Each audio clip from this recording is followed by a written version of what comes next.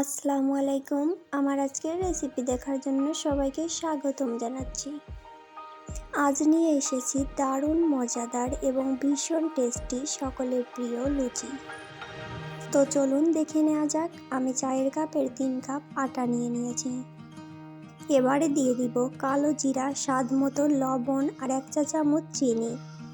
আপনারা চাইলে এখানে চিনিটা নাও ব্যবহার করতে পারেন। এবারে দিয়ে দিচ্ছি 1.5 কাপ পরিমাণ সয়াবিন তেল। তেলটা আটার সাথে ভালোভাবে মিলিয়ে নিতে হবে।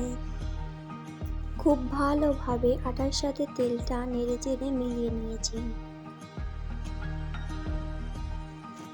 এখন অল্প অল্প পানি দিয়ে আমি একটা ডো তৈরি করে নেব। আমি এখানে কুসুম গরম পানি ব্যবহার করছি। চাইলে ঠান্ডা পানি দিয়েও মাখিয়ে নেওয়া যায়। আমি যে কুসুম গরম পানিটা দিলাম, এখন ভালোভাবে মেখে ডোটা তৈরি করে নিব। রুটি তৈরি করার জন্য আমরা যেভাবে ডোটা তৈরি করি ঠিক সেভাবেই মাখিয়ে নিব।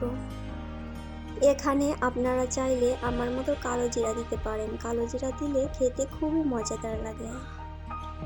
আর আমি যে তেলটা দিলাম, তেলের পরিবর্তে আপনারা ঘি ব্যবহার করতে পারেন অথবা বাটার ব্যবহার করতে পারেন। 6 মিনিট ধরে আমি মাখলাম, দেখেন কত সুন্দর সফট হয়েছে। এখন ডো থেকে আমি ছোট ছোট করে লেচি কেটে নিব। লুচিগুলো আমি খুব বেশি বড় করব না, ঠিক সেভাবেই লেচি কেটে নিব। সেটা আপনাদের পছন্দ মতো লুচিগুলো বড়ও করতে পারেন, ছোটও করতে পারেন। আমি এখানে সবগুলো লেচি কেটে নিয়েছি। তো এখন লুচিগুলো বেলে নিব। এখানে আপনারা তেল দিয়ে বেলে নিতে পারেন।